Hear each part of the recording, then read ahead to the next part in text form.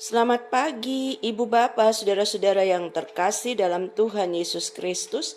Semoga hari ini sukacita melingkupi kehidupan kita sekalian.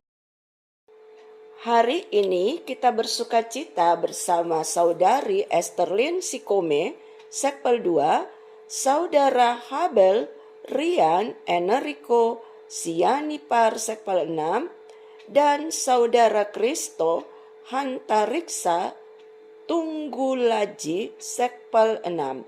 Selamat ulang tahun. Tuhan Yesus memberkati seiring dengan pertambahan usia yang Dia berikan.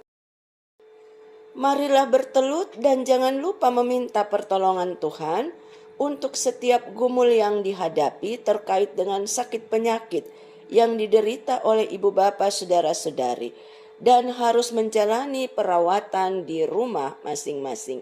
Yakinlah bahwa pemulihan kan Tuhan Yesus berikan seiring dengan lawatan dan jamahan yang Ia lakukan bagi ibu bapa, saudara-saudari sekalian.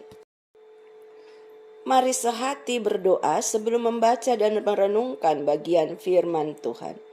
Kembali kami ada di hari baru yang Tuhan anugerahkan. Sebelum kami melakukan aktivitas diri sebagai tanggung jawab yang Engkau embankan, kami ingin duduk diam di seputar firman Tuhan.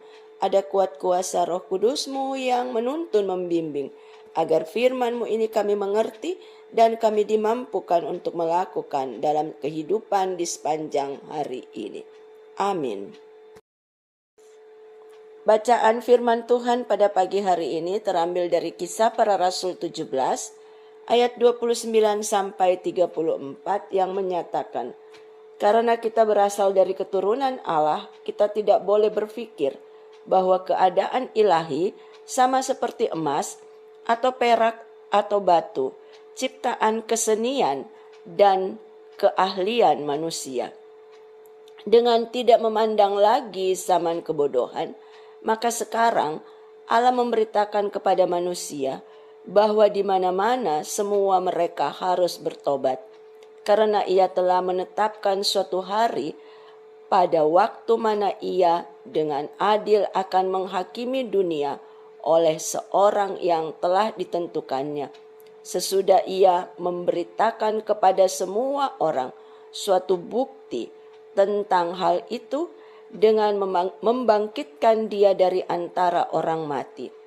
Ketika mereka mendengar tentang kebangkitan orang mati, maka ada yang mengejek dan yang lain berkata, lain kali saja kami mendengarkan engkau berbicara tentang hal itu. Lalu Paulus pergi meninggalkan mereka. Tetapi beberapa orang laki-laki menggabungkan diri dengan dia dan menjadi percaya.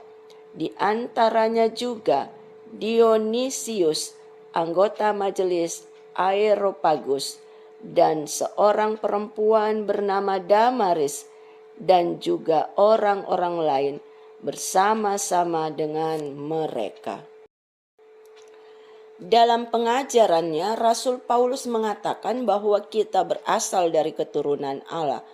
Lalu ia menggambarkan bahwa kita tidak boleh berpikir tentang keadaan ilahi seperti emas dan perak yang begitu berharga, atau seperti batu, seperti ciptaan dan keahlian manusia yang merupakan ciptaan Allah. Rasul Paulus hendak memberi pengertian kepada orang-orang Athena yang menyembah patung-patung berhala dari emas, perak atau batu, yang merupakan ciptaan kesenian serta keahlian manusia yang adalah ciptaan Allah. Keilahian tidak sama dengan apa yang ada di dunia, apalagi buatan tangan manusia yang merupakan kemampuan atau talenta yang Allah berikan kepadanya.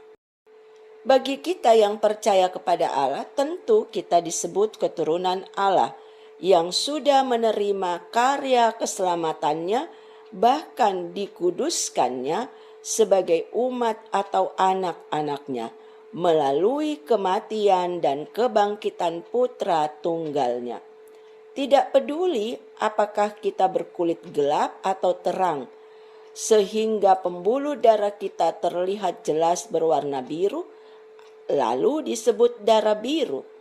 Pemahaman tentang keturunan Allah jangan dipahami seperti darah biru atau keturunan ningrat, tetapi mari kita memahami sebagai umat yang telah diselamatkan Allah. Sebagai keturunan Allah, kita bukan buatan manusia dan tidak dapat disetarakan dengan emas atau perak, bahkan batu. Kita lebih berharga dari itu, karena kita sudah diselamatkan oleh darah Kristus yang tidak dapat dibeli dengan emas dan perak.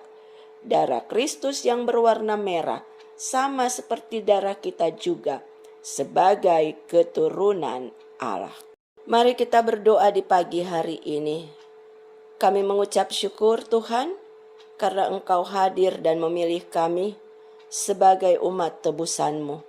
Dan kini kami hadir sebagai anak-anak Tuhan yang Engkau tempatkan untuk mengerjakan setiap karya layan yang Tuhan embankan.